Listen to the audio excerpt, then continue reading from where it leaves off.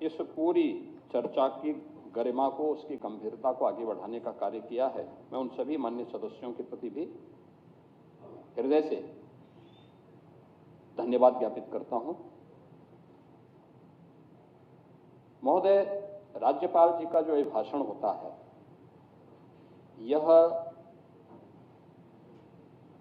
अभिभाषण शासन की उपलब्धियों और भावी कार्य योजनाओं का एक दस्तावेज होता है। सरकार की क्या कार्य हैं और सरकार की कार्रवाई के परिणाम क्या हैं, प्रतिवर्ष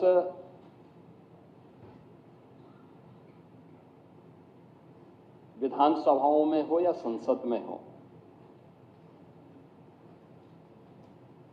राज्य विधानसभाओं में माननीय राज्यपाल महोदय के द्वारा और संसद में महामहिम राष्ट्रपति जी के द्वारा इसे सदन के सम्मुख रखा जाता है और उसी के माध्यम से सरकार की उपलब्धियों और भावी कार्य योजनाओं के भी एक झलक माननीय सदस्यों को, देश को देखने को मिलता है। मैं सबसे पहले इस बात को लेकर के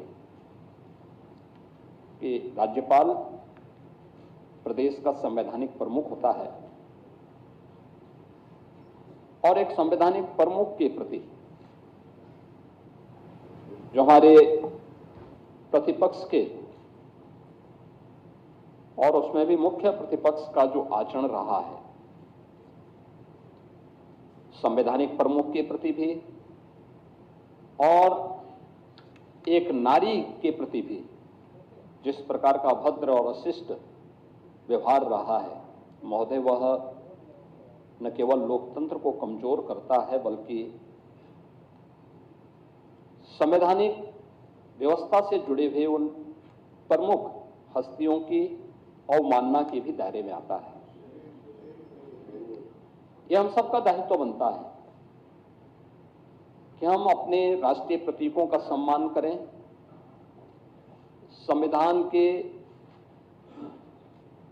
व्यवस्था के अंतर्गत संवैधानिक प्रमुखों के प्रति सम्मान और आदर का भाव रखें और कोई ऐसा आचरण न करें जो आचरण देश की भावी पीढ़ी को गलत दिशा की ओर अग्रसर करे। खैर, जिस प्रकार का प्रतिपक्ष है, उनसे इसकी अपेक्षा करना अपने आप में एक बेवकूफी जैसा होगा और यही दृश्य हम सबको यहां देखने को मिला है। यह नारी शक्ति का भी अपमान है। एक इतना अनुभवी राजनेता जो सौभाग्य से आज प्रदेश की राज्यपाल के रूप में अपना मार्गदर्शन और नेतृत्व हम सबको प्रदान कर रही है, उनके प्रति इस प्रकार का अभद्र व्यवहार इस समाजवादी पार्टी की वास्तविक सोच को, प्रतिपक्ष की नकारात्मक दृष्टिकोण को भी प्रदर्शित करता है। महोदय, राज्यपाल जी ने अपना जो अभिभाषण संवेद सदन में प्रस्तुत किया, वह सरकार की उन उपलब्धियों को लेकर के भी है जो पिछले 8.5-9 वर्षों के अंदर हम लोगों ने प्रदेश के अंदर प्राप्त किया है। और मैं कह सकता हूं कि पिछले 9 वर्ष में उत्तर प्रदेश ने एक अपनी यात्रा तय की है। ये यात्रा अपराध और अव्यवस्था से अनुशासन का, कर्फ्यू से कानून के राज का, उपद्रव से उत्सव की यात्रा और समस्या से समाधान, अविश्वास से आत्मविश्वास की यात्रा है। यानी जो ये यात्रा है, यह इस रूप में प्रस्तुत करता है कि आज देश और दुनिया भी इस बात को स्वीकार करती है कि उत्तर प्रदेश में चेंज आया है। और उत्तर प्रदेश में आखिर क्यों नहीं ये चेंज आना चाहिए? ये उत्तर प्रदेश की 25 करोड़ जनता का अधिकार है।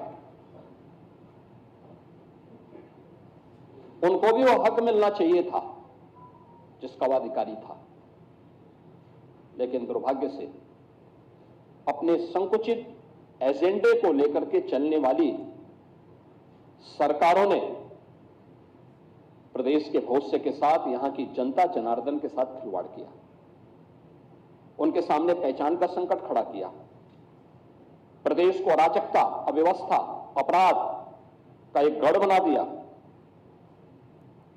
कर्फ्यू यहां की पहचान बन गई थी। उन स्थितियों में यह उत्तर प्रदेश, जिसको हम भारत के शाश्वत मूल्यों की आधारभूमि मानते हैं, उस उत्तर प्रदेश में किस प्रकार की व्यवस्था थी यह हम सबने देखा है।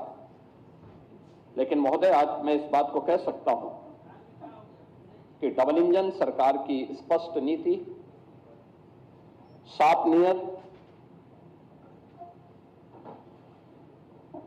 सुशासन की प्रति प्रतिबद्धता के कारण आज हम लोगों ने उत्तर प्रदेश को बॉटलनेक से देश की अर्थव्यवस्था का एक ब्रेक थ्रू बनाने में सफलता प्राप्त की है। अब यूपी रेवेन्यू डेफिसिट से रेवेन्यू सरप्लस और उपद्रव से उत्सव प्रदेश के रूप में अपनी यात्रा को लेकर के मजबूती के साथ आगे बढ़ा है। और महोदय, मैं कह सकता हूं, बजट का अवलोकन आप सबने किया होगा।